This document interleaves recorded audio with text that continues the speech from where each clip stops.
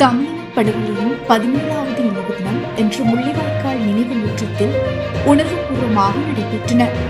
இந்த நினைவேந்தல் நிகழ்வில் நாட்டின் பல பகுதிகளிலிருந்தும் பல்லாயிரக்கணக்கான உறவுகள் வருகை தந்து உயிரிழந்த மற்றும் காணாமல் ஆக்கப்பட்ட தமது உறவுகளுக்கு அஞ்சலி செலுத்தினர்.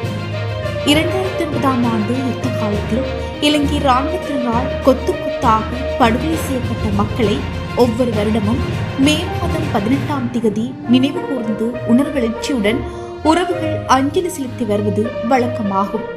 அந்த வகையில் இன்றைய தினம் முள்ளிவாய்க்காலில் அமைக்கப்பட்ட நினைவு முற்றத்தில் யுத்தத்தின் போது கொல்லப்பட்ட உறவுகளுக்கு அஞ்சலி செலுத்தும் நிகழ்வு இடம்பெற்றிருந்தது.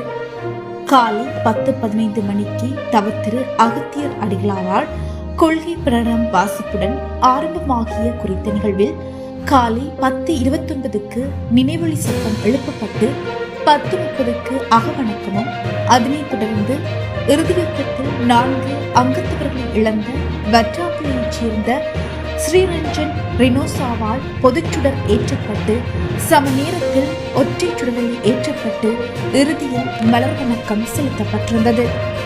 முள்ளிவாய்க்கால் நினைவு முற்றம் இன்று ஆயிரக்கணக்கான மக்களின் கண்ணீரும் நினைவுகளும் கலந்த துயரமான சூழலாக மாறியிருந்தது.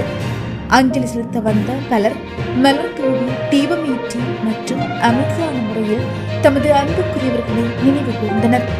இந்த நினைவேந்தல் நிகழ்வில் மதகுருமார்கள், அரசியல் பிரமுகர்கள் மற்றும் பொதுமக்கள் என பலரும் கலந்து கொண்டு உயிரிழந்தோருக்கு அஞ்சலி செலுத்தினர்.